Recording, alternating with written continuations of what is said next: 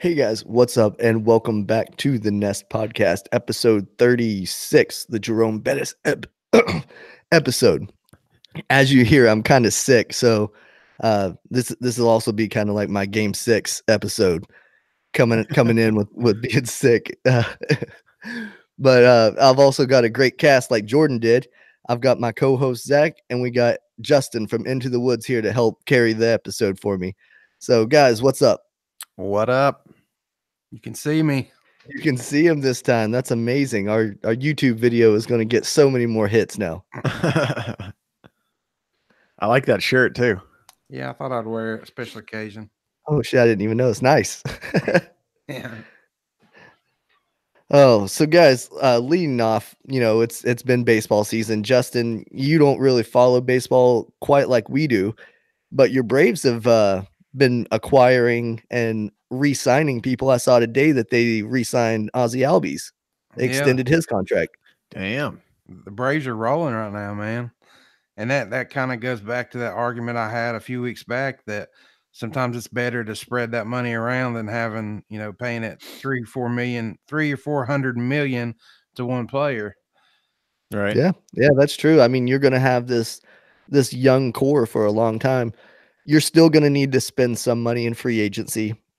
You can't just pay everybody that you already have because you need to improve. You need to get better in a lot of areas. But locking those two down for the long term was definitely a good move from the Bravos. Yeah. Oh yeah. It was pretty cool that they gave Acuna the deal that he got. I mean, for as young as he is, that's great for him for sure. Oh, and it's a great deal for the team. Yeah. Get him early, lock him down. Yeah. Yeah, get him early before he wants that $400 million contract. I think we'll start to see more of that in the future. I know the White Sox, they extended a guy that's never even played a big league at bat yet. Oh, He's wow. still in the minors, and they extended him for I think 9-10 years or whatever, because they know he's going to be the shit. Yeah. Imagine if the Nationals would have done that with Harper. Right. I mean, I think that this is a relatively new trend, so I think it's something that's going to catch on. You'll start seeing these good young studs being locked up earlier. I could see the Red Sox say locking down Andrew Benintendi before he gets, up into his arbitration years, try to extend him to keep him there. They already got Xander. They're probably going to lose Mookie or JD, one or the other. I think we talked about that last week. So yeah. It is what it is, though. Speaking of, how you were just saying that your team is most likely going to lose one of your big stars. I was under the impression of that too for the Cardinals. I thought Goldschmidt was coming in, and I was like, well, I don't think they're going to be able to keep around Carpenter. But that's not the case. The Cardinals just signed Carpenter through 2021, I believe, if not through 20, and then an option for 2021. Okay. And that'll basically be the end of his career. He's like 33 right now. So that's good. I know the fans in St. Louis really like him, so that's good that he'll get to finish his career where he's a popular player. You just hope whenever they sign these deals later in their life, they don't end up like Chris Davis from the Orioles, who has officially set the record for the longest streak of at bats without a hit. Was it like 0-50 something or something like that? 0-57. And he's in the lineup tonight. So let's see if it goes, 0-60, 0-61. At this point, is it purely his fault, or is there some fault to be put on the hitting coach here? I mean, I'm sure the hitting coaches, the players, everybody's been chipping in to give him advice, and it's up to him to make the adjustments on his swing. And you never know, like, he might not be seeing the ball very well. He might need to go get new contacts, and that's all he needs. Yeah, get an eye exam done or something.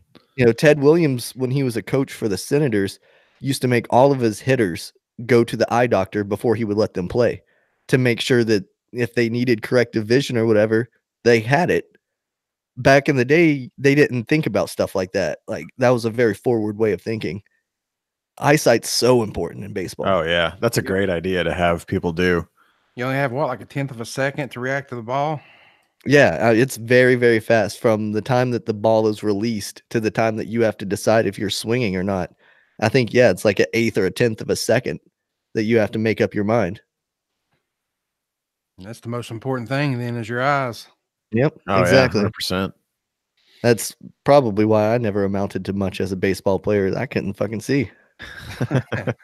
Well, that was the reason. Yep, that's what I'm Yes. going with, We'll man. chalk it up to that. That's what I'm going with. That's I don't funny. see you guys doing anything professionally. True that.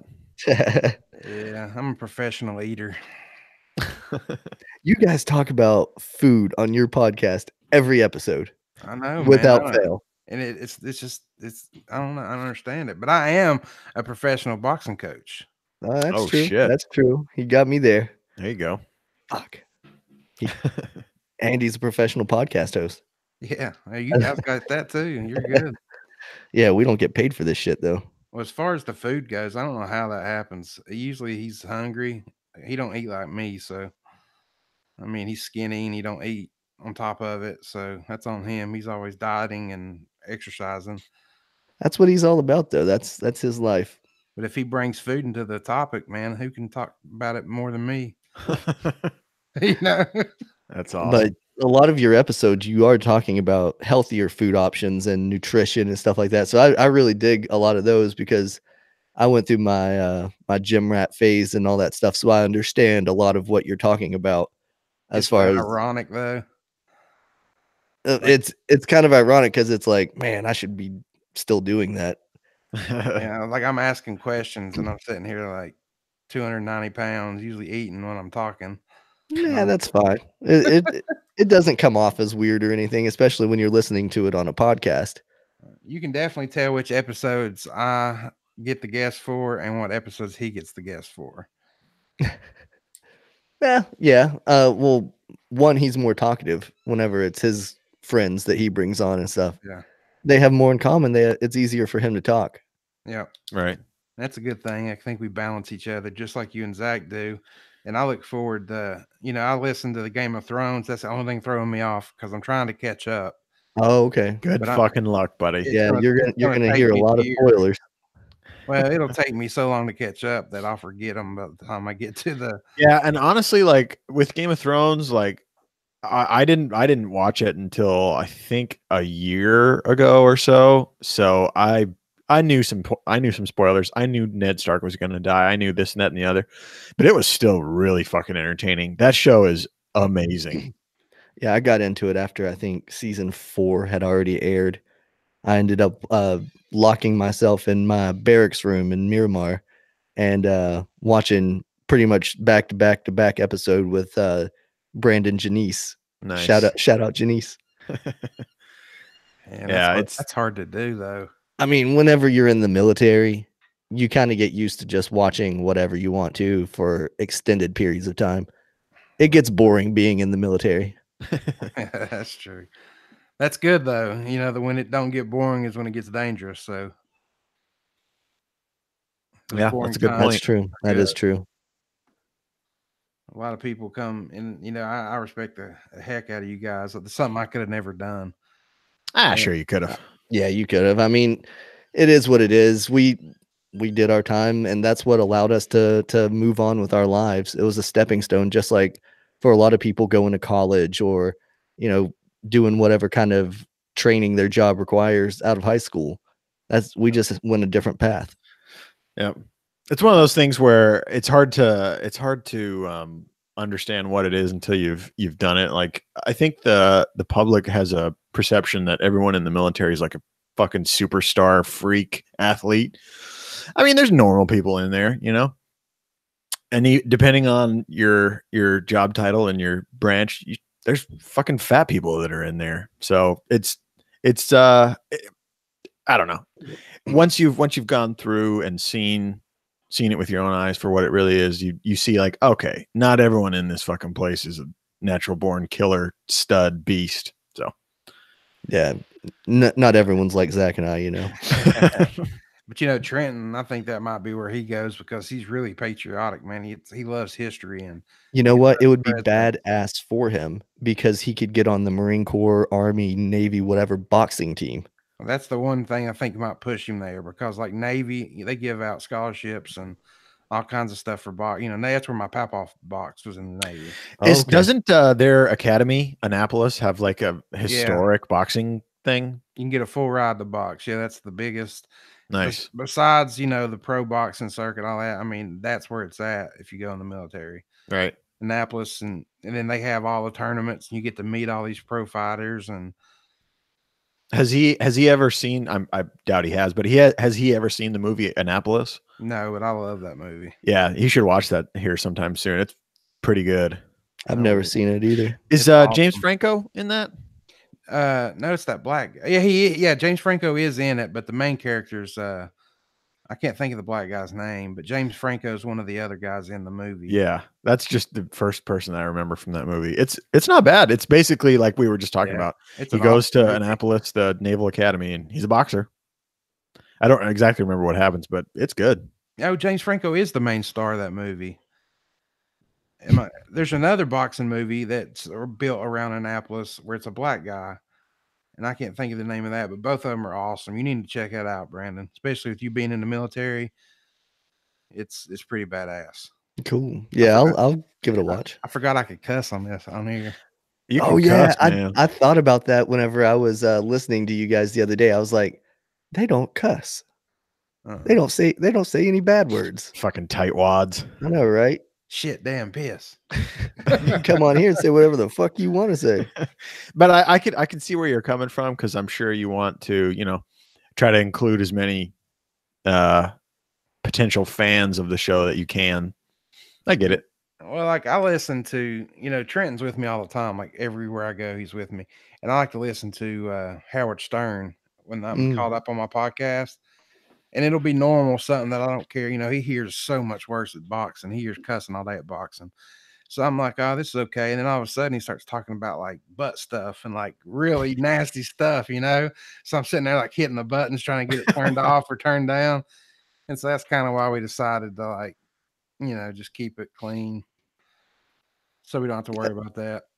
Yeah, that's cool. That's a good idea. I mean, whatever works for you guys. Yeah, and you know, like if you talk about his last fight or whatever, or someone that he is really cool with or whatever, he can show his friends at school, and it's there's no problem. Like no one's parent can get pissed off that they said a bad word or whatever. So I get it. Yeah, that's true. Have him on as a guest. Let him go and tell all his friends at school that he's a famous person that's on a podcast now. He's so quiet, dude. He don't talk at all. Really? Like, he's kind of shy. He's one of those quiet guys that you got to watch out for. He Absolutely. don't talk, he don't say anything. He don't talk trash. He just mouth shut, keeps his mouth shut, and does his business. There's no way he'd come on the podcast. Oh, he's in the right sport then. Yep, and he can definitely back it up. I've seen pictures, videos. Speaking of, I ain't gonna talk about him on this episode anymore, but he's fighting May 16th in Georgia. Oh, nice. Where in Georgia? Good question. I don't know. Okay, let me know. I just know it's about 4.5 hours away. Okay, that's probably still a good ways for me then. Yeah, I'll let you know as soon as I find out. But I know that he got matched today for May 16th. Nice, good for him. I wish him the best. Yeah, that's cool. Yeah. It's been a long time. He can't get matched. He's too heavy. Was the last fight that he had the one in Kentucky where he won the belt? Yeah. And so now does he go defend that belt or is this something different? No, it's something different. That's his forever. Okay. You don't really defend your belt unless you're going to like the nationals. Okay, so it's just like a tournament prize or whatever is what that would be the equivalent of or whatever. Yeah, like even if you win a national championship, the next year somebody else wins it, you're not defending your belt. It's just you didn't win it that year. Gotcha. Now, I'm tracking. When you become a pro, that's when you defend your belt and all that good stuff. Okay, good deal. Yeah. So his whole room will be covered by the time he's pro. Absolutely. That's going to be awesome. Yeah. He'll have a lot of cool shit to just have. Yeah. He's a little gangster, man. He cracks me up. Oh man, did you get caught up on all your March Madness and all your basketball and all that stuff now? Yeah, I did, and I know y'all know here, and I'm getting ready for the draft now. It's just a few weeks away, Mhm. and been watching a lot of just the combine, keeping up with a lot of picks, and I mean, I love the draft. That's as big as the March Madness to me. That's so Um, funny. I love the draft. I watch every second of it. I know about like 90% of the players going into the draft. I just love the NFL draft. It'd be the same as like spring training for you guys in baseball, you know? Sure. Yeah, I enjoy watching the majority of spring training at least. I don't watch the entire thing, but Right. I try to catch the games when they're on, and I listened to MLB radio on XM and stuff like that. But yeah, The I cra- get it. I get your point. the craziest thing about spring training to me is this year, I can't remember his name, but the Cardinals had a 19-year-old play. I was, I was like, Crazy. yeah. I mean, is it though? The To NBA me, it draft is. will have 19-year-old kids in it, and they're going Yeah, to go be stars on a team. yeah, That 19-year-old kid is now in a bus league. yep. Yeah. He was just a big league team call up for spring training. He got an invite. He's in AAA right now, though. You know, Still cool. no, it's great, it's cool, but I don't think it's that crazy that a 19-year-old is doing that. It happens in basketball every year, Yeah, that's true. so I don't know, but good for him. He did more than I could. See, I played against Todd Helton, Oh yeah, yeah, and yeah. then they're the Sensabaugh brothers, and they went and played pro ball for a while. And I remember them in high school, they were throwing around 95 miles, 94 miles an hour. That's Jesus. nuts. I mean, just, they were in the 90s in high school. And I probably had 8 at bats against them, foul tipped twice, Hey, struck out the rest of the times. hey, Yeah, you touched it. you made contact. Yeah. When I'll never forget when I made it, when I tipped it, I was like, I got that motherfucker. And I tipped it like straight back, and I was still talking shit because I was so Yeah, excited. that's funny, So man. If you would have I connected consider with one that. of those, you could have sent that motherfucker. Yeah, that's the thing though. But I mean, in high school, like, that 19-year-old, you might have one kid. They were lucky. They had, I don't know if you remember, Brandon, but Science Hill used to be stacked in baseball. Isn't that where Daniel Norris pitched? Yeah, that's who I went up against. I said Sensabaugh, the Norris brothers. There's 2 of them. Daniel Yeah, Norris has another brother. That's the one that was thrown in the 90s, but Science Hill was stacked. And Todd Helton went there too yeah. whenever he Todd was Helton. younger. If I'm not mistaken, he's a Hall of Famer. Yeah, he went to Science Hill. That shows my age. Daniel Norris is in his 30s. I believe whenever I went up against him, he was a freshman. Okay. I mean, he was young and he was still throwing it 90 miles an hour. Yeah, he was unreal. I mean, he And made it to the bigs. He pitched for Toronto for a few years. I love that. Motherfucker I was weird love him. though. I like him because dude's living in his van making millions of dollars. Yeah, he was weird. He was a weird Just guy. stacking paper, huh? He's got to be loaded, man. Where's he Yeah. spend his money? He eats like Hot Pockets and lives in a van. I don't know. And He's the Gronk of baseball. Never touched his salary. that's true. He don't spend nothing. He likes to live on the in the parking lot of the stadium. Yep. I don't think they allow him to do that anymore though. Why the fuck not? Who gives a shit? I don't know. I'd say people called on and probably harassed the crap out of him. Probably. Yeah. People probably found out and were like, can we get a signed ball?" While he's trying to How sleep or annoying whatever. would that be? Yeah. Bunch of fucking heathen fans. He's in there taking a shit. Put a fence around your RV or your van or whatever. In a Like- parking spot. like a chicken coop fence. Yep. Like Nah, barbed you gotta wire. Full on 6-foot privacy fence. Sea wire. See why? Jesus. What'd you think of the officiating down the stretch in March Madness, Justin? I saw it both ways. I saw Duke get a lot of calls, and I believe that they tried their best to keep Duke in it. Duke should have lost twice because they let it go at the end. And then I also saw him toward the very, very end calling too much. Like they were almost like, we don't really give a shit about either of these four teams. This isn't who we wanted in here, you know? You know, that final play that Tennessee lost on looked very similar to the final play that was in the championship game. Yeah, and I still think about it. Could we have been there if we wouldn't have done that? I mean, you'll always have the what ifs. That's the bad part about sports is, oh man, what if we would have done that? You know, what if we would have made that move? Yeah, I think it could have been better, but like you said, if we see it one way, somebody else is going to see it completely different way. I mean, you can't really until they. I mean, I know they have replay, but they don't have it on fouls and that kind of stuff. But You think that's coming? until they do, we can't say shit about it. You know, the NFL just changed the rules to make pass interference reviewable and It should be. non-pass interference reviewable as well. So why couldn't they do that in basketball as well? Foul calls should be reviewable. I think it should be, especially at like the end of the half and the end of the game, like the last 2 minutes, kind of how they do possession stuff. Mhm. The last 2 minutes, if it's a close call, they should. I think give the coaches two challenges or a challenge. You can't do it for every foul because it takes for fucking ever. But they've got to That's some my kind of biggest complaint with basketball anyway. Football too, for that matter, is the last 2 minutes takes an eternity. Oh Yeah, yeah, it does. Especially when they start fouling, intentionally fouling, and then they do their free throws, and then they inbound it, and then somebody takes a timeout, and then they Commercial foul. break. Fuck. Yeah, I don't see how people are like, man, baseball's so boring. If they can sit through shit like that, Right.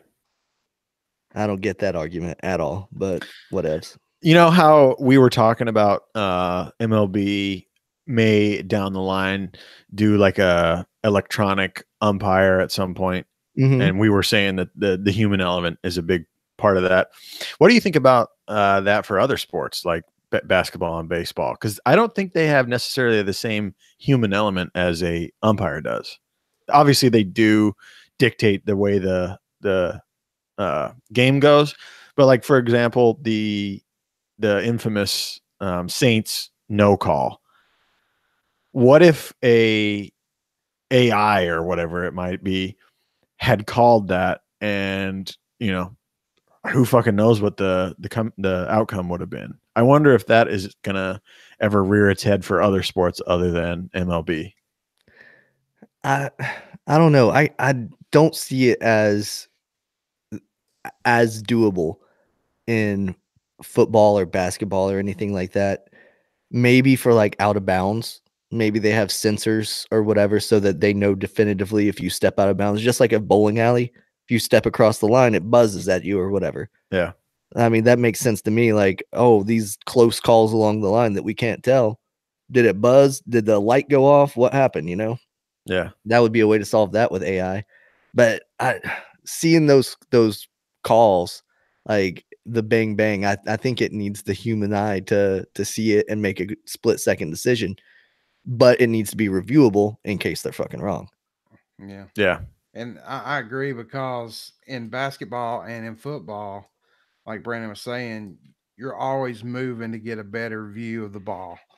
No, whether it's like in basketball, they're throwing the ball in, you might not. And I had the interview with the official, and he was saying, when they're throwing the ball in, I'm not watching the person throwing the ball in as much. I'm watching everything outside of the ball. So you're always continuously moving, trying to get a different vantage point based on the situation that's occurring, if that makes sense. But what I think the NFL could do is have the official they have now in New York City, how they call into him on replays, have him continuously watching the game, and him be able to talk in the ear of the official and say, I just saw holding, or I just saw this. And then they could go and take a quick look at it to see if they verify that is correct. So like a real time conversation between the head official and the video official. I mean, he wouldn't even have to be in New York. You could have a guy in stadium. Yeah. Like he could be wherever yeah. he that could be a good job for me from at home. Oh, heck Yeah, for sure. Well, it's like football. You've got your line judge. You've got the one that stands behind the linebackers. You got the one that stands behind the quarterback. But Mhm. these NFL players are smart and they know where the officials are lined up. So there's a lot of like hand stuff that's not called and a lot of face Well, and you masks. see it on TV, Yeah, Oh, but you're they like, yeah. don't "Oh, why call it. isn't that called?" Yeah. Yeah. That kind of stuff needs to be done. Yeah, if a referee can't see it, then he can't call a penalty, and for sure players know that. But AI is starting to take over. I know in baseball this year they've got the AI little stat caster or whatever that can predict stolen bases. Oh wow. It's got like a little line, and they just project it on the screen, much like they do with the first down yardage line in football. It's a little line that they project, and that's the go line. And as the player that's leading off of first base or whatever gets his lead, the percentage you can see going up higher and higher. So the further he gets away from first base, that percentage goes higher that he's going to be able to steal the base. That's crazy. And it's all updated in real time based off of where the players go on the field, like the defensive players. If they've got a shift on, if they're playing it straight up, if the second baseman's creeping towards second, whatever, like the number will adjust in real time. Dang. No, that's cool. I saw a commercial for it the other night when I was watching the Sox, and I was like, "What the fuck is this? This is crazy." But it's cool. They are trying to implement technology into these games that we all love and watch. Um, remember last season they had like all the different lines on the football field. I think they had the first down line, then they had like how much was needed to get a first down was colored a different color, and then they always color the red zone. It's like, okay, guys, this is getting ridiculous. They have like the field goal zone or whatever that is too, like where they would need to get to make a field goal. Yeah, and shit like that. yeah. That one's cool. I do like seeing that one on there. I like that stuff. I think it's cool. It adds more to your experience. Like if you don't know where they need to get on the field, it's right there for you. Yeah. I don't know. I don't think I need the 20 inside the 20-yard line highlighted red. Yeah, I get that that's close to being a touchdown. It's crazy. Whatever. Have you kept up with any of the latest in the MMA? Sure have. Ooh, what do you think of Dillashaw? Man. It's crazy. To break it down real quick, the former bantamweight champion TJ Dillashaw has been, I guess, convicted is the word, by USADA of using EPO, Blood doping. Yep. Lance Armstronging. Yep. Crazy. And they went back and tested a urine sample from his December whatever date against Cody, and that popped too. He knocked wow. out too, didn't he? Mm-hmm. Wow. What does that mean for Cody? I don't know. I'm sure he has something to say, but if you ask me, he still lost in a way that I don't think a performance enhancing drug had anything to do with. I think Cody got emotional and wanted to hurt TJ and went after him, and that left himself open to an attack, and that's what happened. I can see the argument that TJ had more energy, more stamina, and was stronger because of the EPO doping. Yeah, that is a valid point. I don't think we'll ever know, but we do now know that he cheated the whole fucking, well, not the whole time, but for that amount of time and for those fights. I think the important thing for everyone to remember is that this is completely different from the John Jones thing. Yeah, 100%. Completely different. The John Jones picograms, whatever, like that's been well documented. UFC has said, hey, you're good to go. USADA said, hey, you're good to go. This, like his situation was, I guess, allegedly something that he unknowingly put in his body, and it's still there, and he can't get rid of it. Yeah. TJ's thing was he was intentionally doing it. He knew what the fuck he was doing. Yeah, there's from what I've heard, there's no way that this could possibly be some sort of tainted supplement or an accident. Like they can prove that it was injected into his body somehow. That's wild. honestly really the only way that EPO works. Like it's not like a pill or a powder that you mix into water and drink. You have to inject it into your vein. So that's not something that you necessarily do on accident. No, not at all. Not one bit. Justin, do you have any thoughts on that? It's just stupidity, man. It's fighting, the sport of fighting, whether it's MMA, boxing.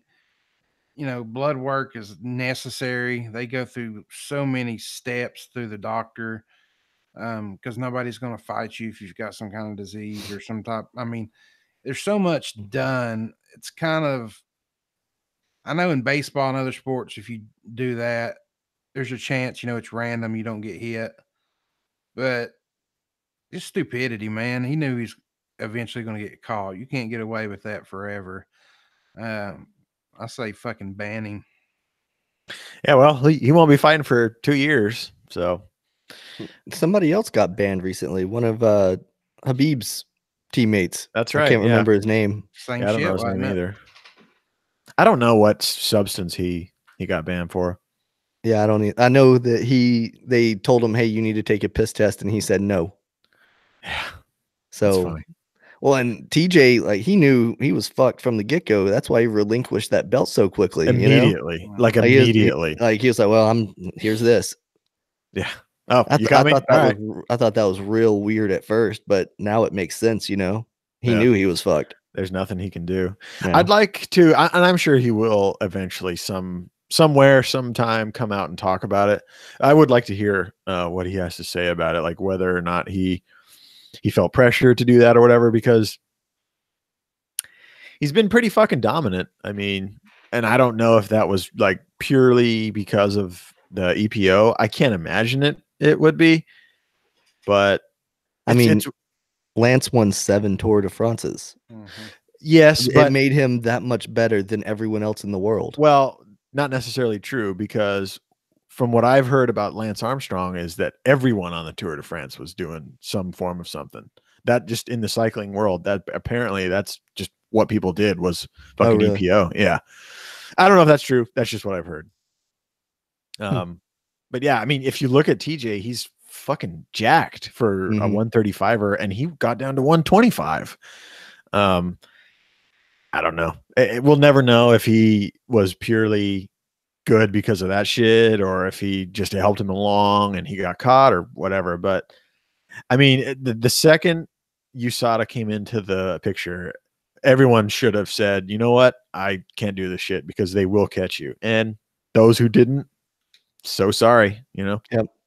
They'll eventually get all weeded out and all the cheaters will get caught. They'll go over to what is it? Ryzen? Yeah, Ryzen or One Championship is another one. Wherever Gabby fights, because Bellator. They don't test. But I think it's overall, this is good for the UFC. I don't think had they never had the USADA involved, I don't think they would ever got an ESPN deal, because even they had to make it straight even up. 5-6 years ago, people thought it was still a cage brawl, crazy sport that was just a fighting club. And they've legitimized the sport. These are athletes that are under way more testing than any other league out there, period, I think. For good reason. I mean, I understand baseball being a little more lax on the testing of stuff like that, because they're not out there punching each other. They're not out there kicking each other. They're not fighting. Sure. Like boxing, MMA, that shit has to be regulated or people will die. 100%. More people will die. I know accidents still happen and that is an unfortunate thing, but more people would die if they didn't have the rules in place. Yeah, for sure. But the rules are different everywhere in those sports too. Like, that's I know true. Boxing has depending on where you box, usually it's governed pretty good. But MMA, for example, if you fight in Tennessee, you got to have all the blood work and all that stuff done.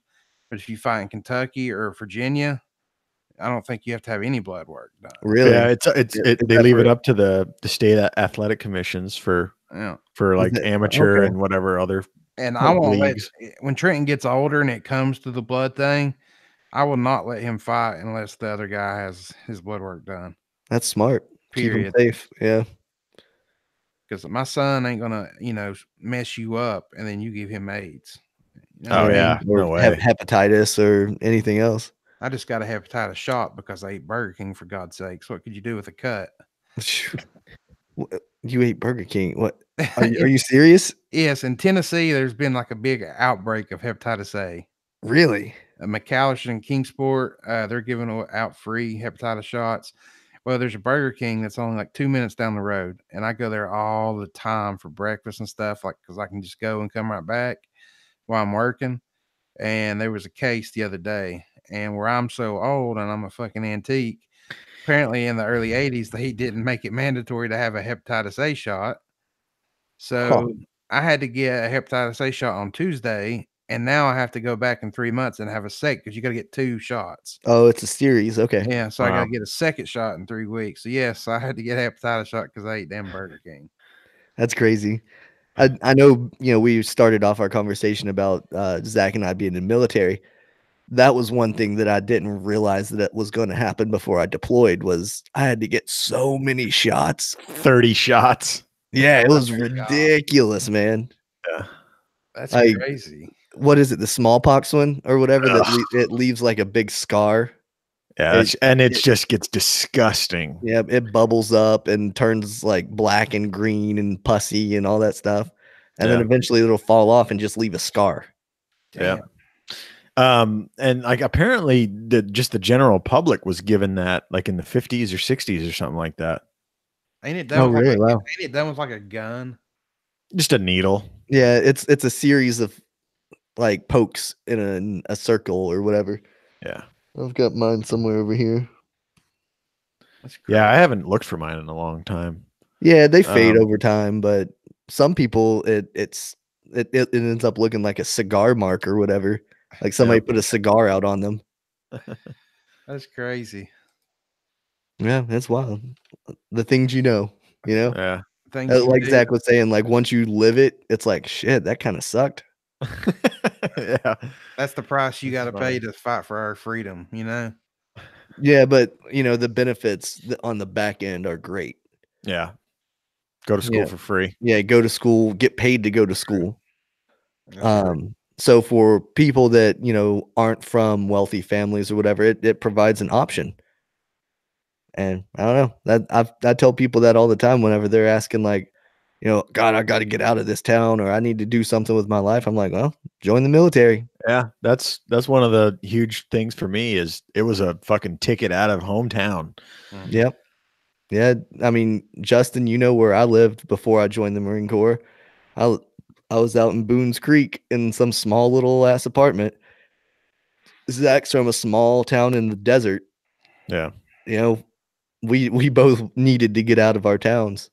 Yeah, and I think for me, I'd never lived anywhere else other than the house I grew up in. Wow. So if for someone who is from like a small area and never got out much, the military is a great way to meet people from all walks of life and to go travel and do all kinds of stuff that you've never seen before and never could have ever done before. It's a lot of life experience that a lot of people don't get. That's what I Aaron, found, Trenton. Aaron, our buddy from Old Appalachian Hemp, Mhm. was texting me the other day, and he was saying that he wanted to kind of come back on here and pick our brains about the differences between military and civilian life and stuff like that. So That'd be fun. Cool. kind of cool that we're setting it up now without even really talking about it. That's cool. I've wanted to get him back on. He was a very interesting guest way back when we had him. He knew a lot of shit about hemp that was very interesting to me, and I'd like to hear. Yeah, I'd like that's to his hear job. how. Yeah, I'd like to hear how his whole setup is going this year and everything. I'm sure he's probably getting ready for the next grow or whatever this spring. Yeah. So yeah, I'm sure he's busy right now doing all that. Yeah. Maybe after the Game of Thrones episodes and all that stuff, and it starts to slow back down for us, we can get him on to talk about CBD, hemp, Yeah, for sure. farming, military. Right. And Whatever. I don't know if you caught his thread. You probably didn't, but Garth on Facebook, Garth, obviously the dude who's on here several times. He's real big into nuclear power, and I told him like I would like to have you come on and go through that a lot because and I commented on his Facebook that like I'm of the mindset that solar is a solution, but I don't want to just go back and forth on a text or a comment thread on Facebook. It'd be a lot funner to do it in this form. Yeah, So absolutely. That sounds cool. We can set that up too. You guys do that a lot on text. I know the other day we were all going back and forth, and I was like, save it for the episode. Like we have a whole episode on text that never gets heard by anyone else. That's true. We do. We text back and forth, but like some stuff, it's like, this isn't really worthy of mentioning on the podcast. It's just a conversation between friends. Yeah, and sometimes I like to get shit out like while it's fresh, you know. Right. I like to say what I think and stuff, and then it helps me kind of be able to articulate it better on the podcast.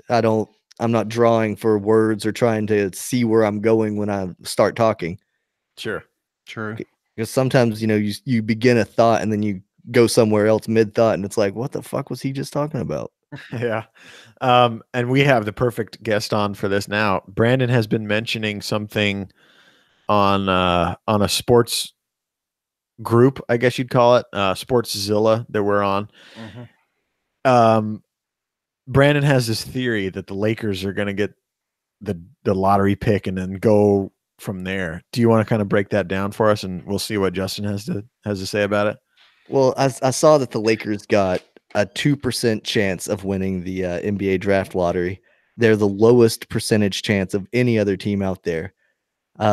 So that tells me that it's rigged and they're going to win because it's LeBron and them, and they're trying to, make LeBron competitive, put him back in the playoffs. So No. the Lakers are going to win the draft.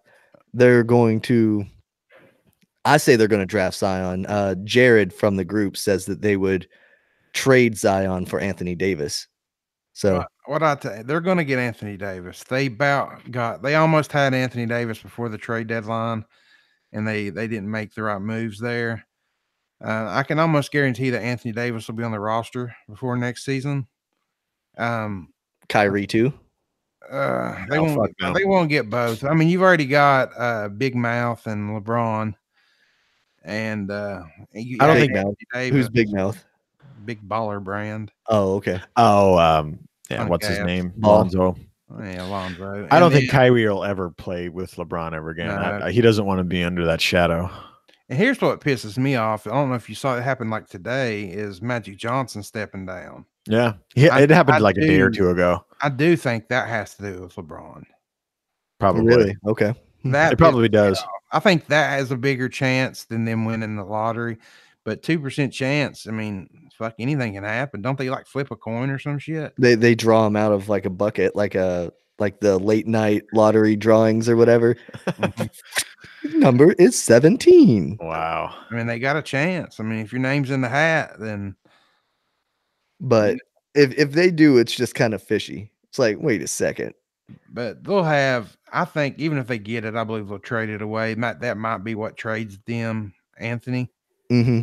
But they'll end up with him. So. And that's what Jared said, is that he thinks that they'll trade to get Anthony Davis. They've been talking about it for a long time, man. It's been coming. Even if they end up with the 3rd or 4th pick, they might be able to use that to trade for Davis, Mm-hmm. Because there are so many good kids that are coming out of college this year. Yeah, I like Morant, whatever you call him. Jay Morant. I like him better because he could do a little bit of everything. I think with the people that are going to get those lottery picks are going to need more of a guy that can play multiple positions. When you get Zion, you got a big man. You know what I mean? I'm sure people are looking at him as like he's going to come in and have the immediate impact that like LeBron James did when he was a rookie. I still think Zon's going to be a bust. I mean, I might be wrong, but I think within 2 years he's going to be a bust. I don't care for the kid. I think if he gets injured significantly, he may be done for. But if he can keep healthy and find a good spot on a team, he is a huge guy that moves like a point guard, and that's rare. So it's hard to say for me, at least. I don't know. I don't know why I don't like him. I really don't. He seems like a respectful kid. I mean, obviously he did great. Got Player of the Year, but there's just something about him, man. I just Just don't the like. mega hype. It's I the think Duke that's thing. it. It's the Duke. I think it's where they literally talked about him so damn much that by mid-season I hated his ass. Remember, I came to you guys before you even knew who he was, Yep. and I was hyping him up like he was the shit.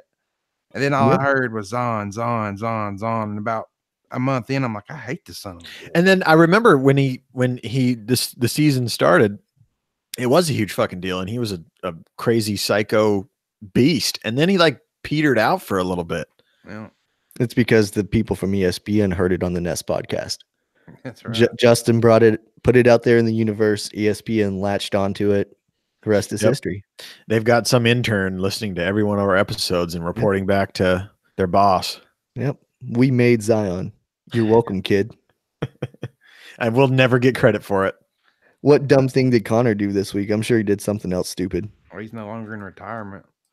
Oh yeah, That was we quick. talked about that. Yeah, the 3-day retirement or whatever. I saw that he's getting subpoenaed or whatever for a paternity test. Oh, great. That'll be interesting. Yeah, we'll see Some if Jerry that Springer happens. shit. Man, poor D Devlin. That's crazy. She puts up with a lot of bullshit from that guy. Wouldn't you if you honestly, if you didn't have a prenup, which I don't know if she does or not. I don't think they're married. She's been with him since he was poor as shit though. Oh yeah. Like she's been with him for the long haul, all through this meteoric rise in the MMA world. She was there. I mean, she's caked out, dude. I wouldn't care if my wife was handing me millions of dollars, buying me new cars. I don't give a hell what she does. That's probably her mindset, to be honest. She can go out and like do anything, and I'd be like, I don't even give a shit. Just let me go get this Bentley. Buy me another car. Yeah, let me get this Bentley. I mean, that's just all there is to it. When you're rich, you got that. Like I said, I guarantee you she don't care. And if something were to happen and it is his baby, you best believe that she'll still be by his side. Yeah, you're probably right. Throw that baby mama a couple mil. That'll cool her off. I think Connor's pretty much going to be WWE before it's all said and done. Dude, he'd be perfect for it. Literally perfect. I think that's in his like road or whatever. He's going to be a WWE superstar eventually. What's his nickname? The Notorious. No, if you had to change it, what would it be? The Leprechaun. McNugget. I don't know. McNugget. Oh fuck. No, I mean the only thing going against him is that he is kind of small. Like how much do you think he walks around at? Like 170 maybe? Yeah, 170, 180. Yeah. That's kind of small for a WWE guy. They're usually pretty big. That's true. They're usually like 6'4", 6'5". And I don't see Connor going in there and being a cruiserweight. I hope he goes bankrupt.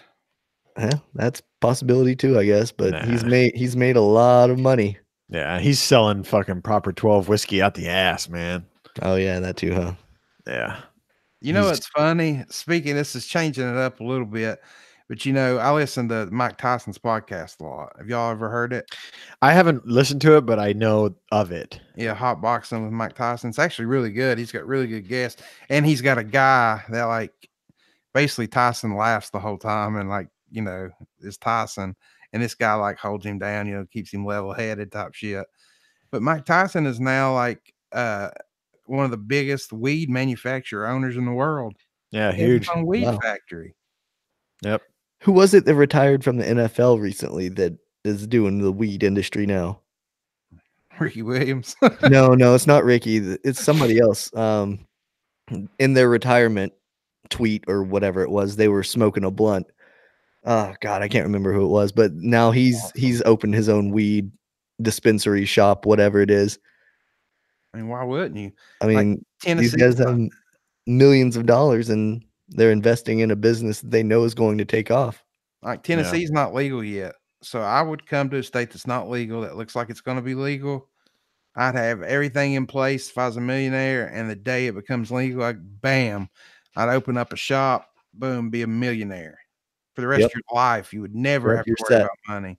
You're set. Like you could have the whole business, put the whole storefront up, and just have your weed in the back. And the second that bill's passed, you can unlock your doors and just start throwing weed out. I mean, Yeah. Would That'd that be awesome. suspect as hell? Yeah, So well, you were ready day one with all this product. How'd you man, do that? think about this, Justin. You've got a bad back. I recently hurt my back, and I've been going to a chiropractor. Oh shit, my bad. Think how cool it would be to open up a chiropractic office and just call it Joints. You go in, you smoke a little ganj, and then you get your back cracked, massaged, all that good stuff, and then you get to leave and go home. I almost guarantee you that place exists in one of the legal states. I hope so. If not, somebody's missing out. Yeah. Somebody just listened to it on our podcast and is going to steal our idea. Well, see, I don't have the luxury. I've never been to a chiropractor. I got metal in my back. So Oh shit. with all the stuff that I got in my back, they can't do anything. So I've heard great things. I mean, literally, I have to get shots. I have to go under x-ray, Oh wow. which kind of sucks. But let me tell you this funny story. It's similar to that. My sister growing up always wanted to open up a business, like a restaurant, and she wanted to call it Get Fried. Okay. And then she was going to have 3 sizes: small fried shit, medium fried shit, or large fried shit. And I said, well, what are you going to cook? She said, all kinds of shit. She said, just put it in a big ass pot and say, I want a large fried shit. And then you just flop it. And dude, it was like, and she was telling me this. And of course, she was like out of her mind, right? So in her mind, dude, she had this whole fucking, like, I started like believing it, because I was that way too. She's telling me. And I was like, oh shit. I was and then the next day, I was sitting there thinking about it sober. And I was like, that's the dumbest fucking thing. That's the worst idea ever. One of my former Marines, Villa Gomez, Zach, I don't know if you remember him or not, but he had a little barbershop side hustle. He did. Every Sunday, Marines would have to go and get a haircut, and he was really good at cutting hair. So he just opened up shop in the barracks, and he called his little barber deal Get Faded. I like that. See? That's awesome. Yeah, it was pretty good. I was like, wow, that's A+ for creativity. Right. Faded. But yeah, that's how he made it. Like, he made extra couple $100 every weekend because guys would go to him to get their haircut instead of going off base to find some barbershop that was open. Hell, I would, man. I know me and Trenton, I take Trenton to a black barber just because they cut hair so much better. I agree. Like, we go to, like, if it's like a late and we can't get to the barber because they're closed certain days, like, he went to the mall a few times. It's $25 at the mall and they do a shitty job. Then I take him to the black barber. It's like $10-15, and then it takes him like 45 minutes to cut his hair. I mean, like, everything is so detailed, and then like up, and then he comes out with like lines in his head and shapes and just looking fresh as shit. And it's like $10, dude. Yep. So black barber, if y'all are listening, don't be scared. They're cool as shit. Go to a black barber. See, it's his boxing coach's cousin that owns it. That's what's up. He's the one that set me up with. He said, man, you need to go to a black barber. I said, what are you talking about? Yeah, that was one thing that I for sure learned in the military was always go to the black barbers. It's true, man. They do 10 times the work. Or every now and then you can find a middle-aged woman that does a good job. Yeah. Well, see, you got long hair. Well, now. Yeah, when I was in the military, I didn't. Yeah, but I mean, like, now, if you were to get yours cut, you have way more to lose, if that makes sense. Yeah, sure. Yeah, and I'm not getting fades or anything like that right now. I'm just getting the ends trimmed or whatever. Yeah. You gonna let it grow forever? No, not forever. Just until it's time to cut. I think Zach would look badass with your haircut. I don't know about that. A red flow coming on the back, right? The Tennessee waterfall. That would be pretty badass. I think so, but it's just me. Grow a nice Shit. mullet. Yeah. Do it, man. Do it. But hey, mullets are back in style now. I saw that. Is that true? Yeah, they're kind of trendy. Dude, let me tell you about. See, Adam Townsend, the MMA fighter, he called his Tennessee Waterfall when he fought, but he was a mullet. But the other day we was at a boxing match, and I saw a dude in a 3-piece suit, big dude, like in shape, had girls all over him, dude. Had like 3 girls. This dude had a mullet down to the middle of his back, dude. It's the most redneck mullet. He had girls hanging off of him. My man. The shit is back. I had to go up to him, and I was like, man, you got one of the sickest fucking mullets I've ever seen in my life. I think that might only work in the South. And he said he's a barber. When I was in high school, I used to get those disposable cameras and then go around Walmart and take pictures of people with mullets. Have you ever heard of People of Walmart? Yeah, You could have been a publisher for that. I know, right? If only I had known. Dude, you don't know Walmart until you come down here to East Tennessee and go to Walmart. Yeah, it's fun. Yeah, it's a good time. Well, guys, I'm out of shit to talk about. We're just kind of rambling now. So let's go ahead and cut off the podcast, and we can continue our bullshit if you guys want. For sure. Justin, tell the people what you guys have planned, if you have anything planned for your show. Right, yeah. We got a few things planned. We actually, last week we were just kind of doing what we're doing now. We were just randomly talking about random stuff. And then for some reason, Jimmy got on this Bigfoot kick. So we put it out there, and then I had a guy contact me and say, hey, man, if you want to talk about Bigfoot, talk to this dude. So we've actually got a Bigfoot hunter coming on. I'm going to get you on there. Brandon, you said you wanted to come on and talk about that shit. No, I wasn't saying about the Bigfoot stuff. I was saying in the episode that was said, are you there, Bigfoot? Oh, I got you. Like I was commenting on things that you were talking about in that episode. Well, y'all are still welcome. Like I said, we've got a legit Bigfoot hunter. Yeah, legit, huh? I wouldn't be able to match his chops for my Bigfoot knowledge. I'm sorry. Dude, we don't, and that's what made, man, if you hadn't noticed, our guests are so far off the wall different. Yeah. It's that's cool fun, though. Yeah, that's fun.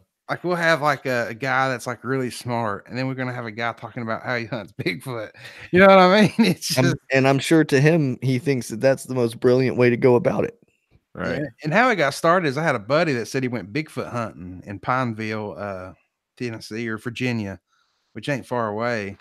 And I was like, bro, you need to come on here and talk about Bigfoot. And he's like, no, man, I got the guy. And then I looked up his profile and I was like, holy shit, this is the dude. That's awesome. The one that believes. That's awesome. Well, I'll definitely be tuning into that episode. That's going to be wild. And Zach and I will be back Monday night with 2 of our Game of Thrones panelists, and we'll be recapping episode 1. Man, that's going to be fucking intense. So all of the Game of Thrones fans. When is episode 1? Sunday night. I can't catch up by then. No way in hell. No, probably not. Unless you just quit your job and just dedicate all of your time to. I don't even think that's enough. You won't be able to sleep at all. That's for sure. All right, guys. Peace.